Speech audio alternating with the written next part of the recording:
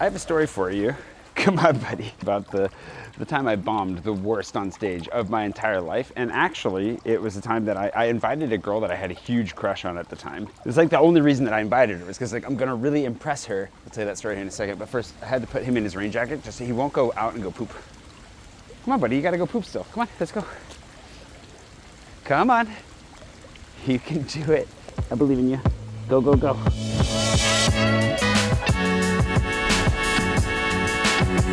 Just barely above freezing and pouring rain. This sucks.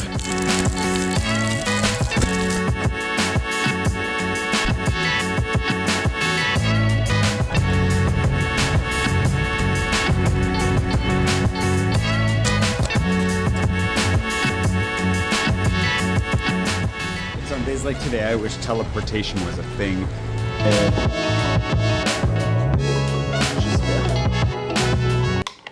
So let's go back in time a good, 13 years or something when I first got to Sierra Leone, and I was living on a hospital ship in West Africa, and that's a story for another time. But I ended up getting involved in a group called Toastmasters, which is like a public speaking club, which is probably the least appealing type of club to most people out there, given that most people are terrified of the idea of speaking publicly. But for me, I thought it was a great opportunity to develop my skills, and it was something to do. And so it's a very structured group club with lots of rituals, and they ended up making us do a variety of different speeches. And at one point I was supposed to do like a comedic speech. I was supposed to tell a story about something, make it funny. I was very proud of the speech that I put together. At the same time, there was this girl that I had a huge crush on the ship, and I was already competing and losing with another guy on the ship. But I thought, you know what, maybe if I invite her to this speech that I'm going to nail, it's going to be hilarious. Maybe, just maybe, she might reconsider and think that I'm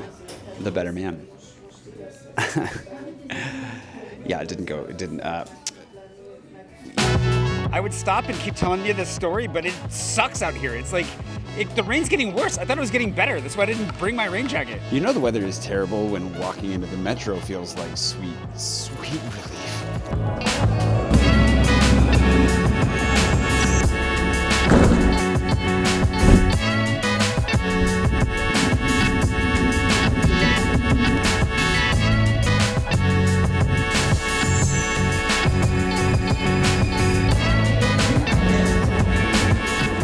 Today's Patron producer, James Womble, and all my other patrons for keeping me warm and fuzzy on the inside, despite the fact that I am freezing and wet on the outside right now.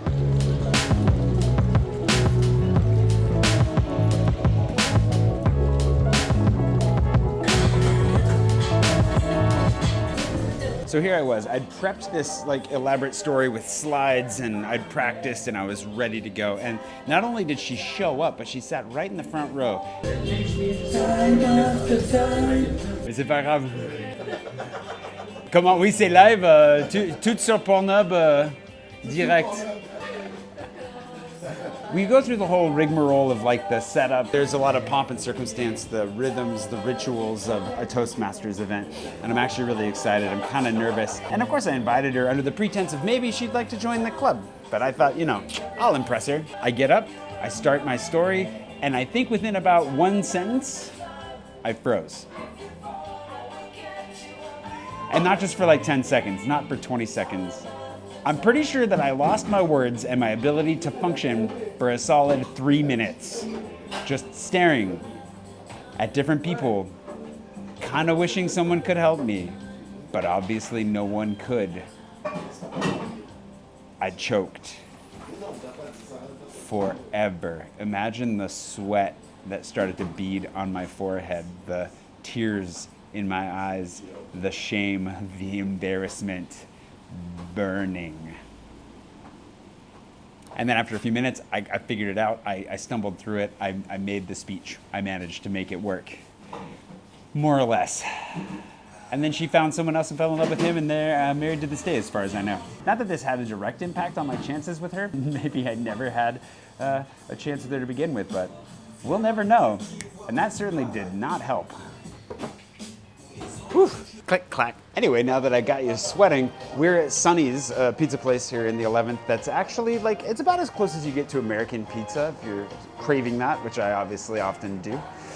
Not quite there. I'm going to try the pepperoni again because in my memory it wasn't the same in the past, but I'm hopeful that it's there. Tempting, however, to get a Hawaiian because it's really, really rare to find a good Hawaiian pizza here in Paris as well. And just got to wait for our lunch date, who happens to be late. And also who happens to be a professional bomber himself, so we can see how he handles bombing on stage. I've seen him do it. That's not true. I've never seen him do what I just described. I've seen him fumble a joke or two. I've never seen... Yeah, I figured that I think there is pepperoni on the Hawaiian one, isn't there? Is there? I didn't think so. I wasn't paying attention, but you know what? That's okay because pepperoni on Hawaiian is a glorious thing. Cheers. Cheers. That's what I'm saying.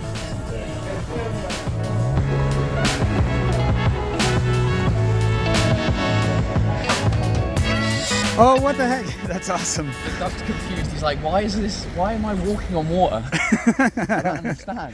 He's going to get a messiah complex if he's not careful. He's looking down, going, I don't understand. I see water, but I'm standing on it. What the f*** is going on? Oh, there he is. He found his way through. Oh, poor little thing. He can do it, buddy. He got it.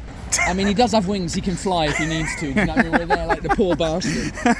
Use your wings, man. There are multiple bastards. All right, hey Jay's vlog. This is between me and you. Is it just me, or have you noticed that he's posting every day since January? And it's confusing. I need an answer from this man. He isn't telling me. I think he owes me and you an explanation as to why he's filming every day and doing a vlog every day, just like, no big deal. Come on, Jay, tell us. What are you doing with my phone? Oh, nothing. Hey, you're taking a shot of me with the ducks. No. It's all right. Just everything's good. Nothing.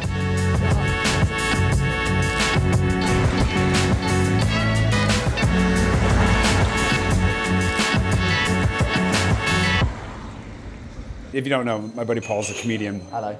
Stand-up comedy is his thing. And stand-up comedians famously do at some point in their careers bomb.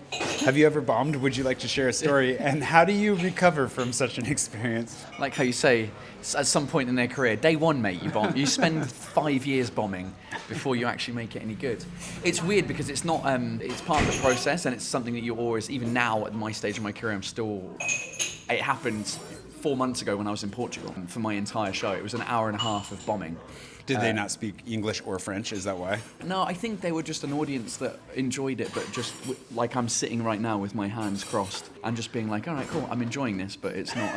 It's like that girl from Seinfeld who, instead of laughing, would say, "That's so funny." I don't know the reference. I've never watched Seinfeld, but which is normal homework for a comedian. Anyway, the reason why we keep going is mental. We're crazy.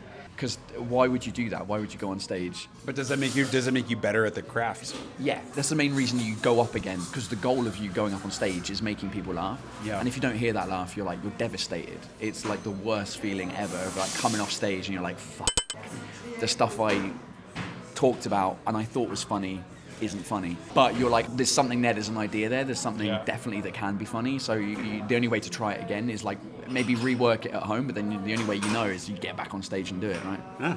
Ultimately, at the core of it, mixing them with that insanity is a sense of self-belief, right? Like you believe you're funny, you know you're funny. Yeah, or because you go, yeah, in my real life, I laugh a lot with my friends. So you go, there's something... There's some way of doing. Some people are not, because I've seen people and they're not funny, and I see them 5 years later and they're still not funny. But they're. Would you like to name names? Hold on, the table's being pulled. Oh, Cooper.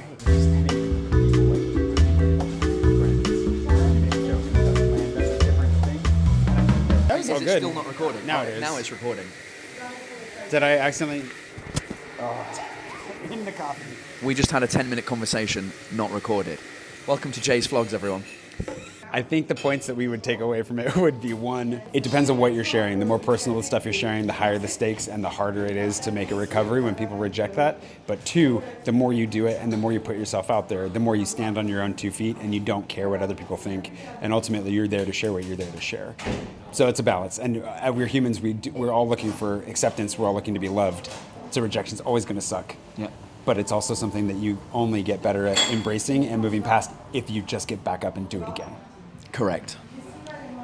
That's probably the best way of doing that anyways.